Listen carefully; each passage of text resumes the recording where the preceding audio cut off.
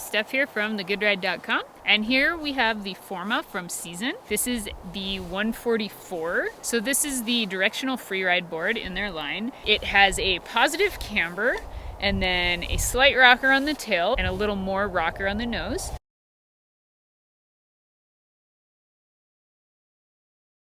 As you can see, you get this fishtail shape and then a big old nose on here.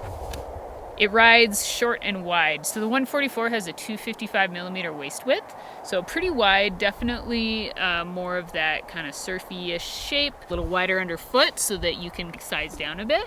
And then the base, you get a nice centered base, so it keeps it nice and fast. And I did feel it was pretty fast. It was very stable at higher speeds. You could really kind of cruise around and it didn't get chattery at all. Especially for being like a shorter board. So I got this on a few different days. The first day was kind of like an icy, cruddy, very not fun day.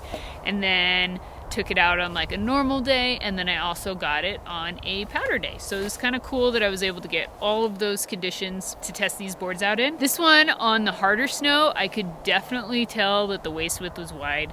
I didn't fully enjoy it on that like really icy kind of crappy snow day, but when the groomers got soft and we actually got some real snow to ride in, it definitely felt a lot better. I feel like this board is a little big still for my specs.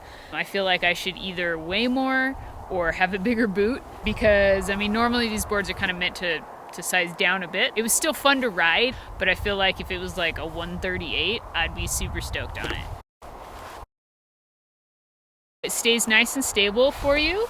The nose seems a little bit softer than like the waist. This board was a lot of fun to ride on some good groomers and get some fun carbs going. It was a lot of fun to do more of like that directional back foot carving.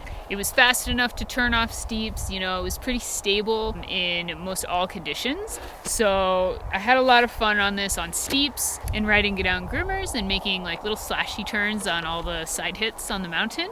I had a lot of fun on this when we finally got it on a powder day. It definitely floated well.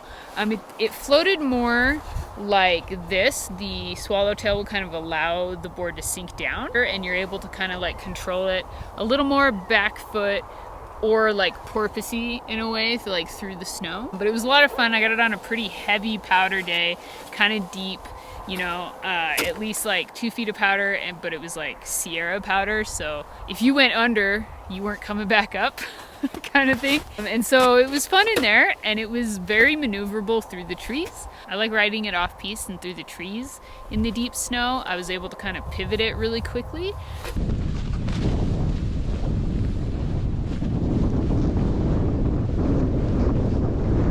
So this is obviously very directional. It comes with 75 millimeter setback, and then, you know, on top of that, you can move the bindings back. There's not much tail back there, but you could definitely move it back and get a lot more directional float.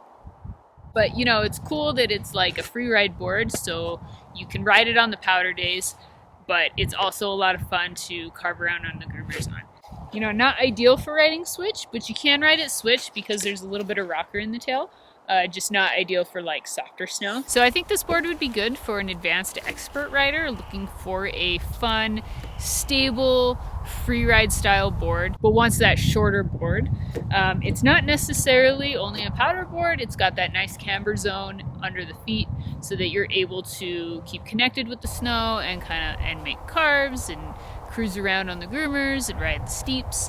You know, would be good for those ladies out there with a bigger boot. If you're looking for a wider board that you can carve on without getting toe drag, this could be a good option for that. And it was definitely like the more surfy feel out of the 3 Season boards that we rode.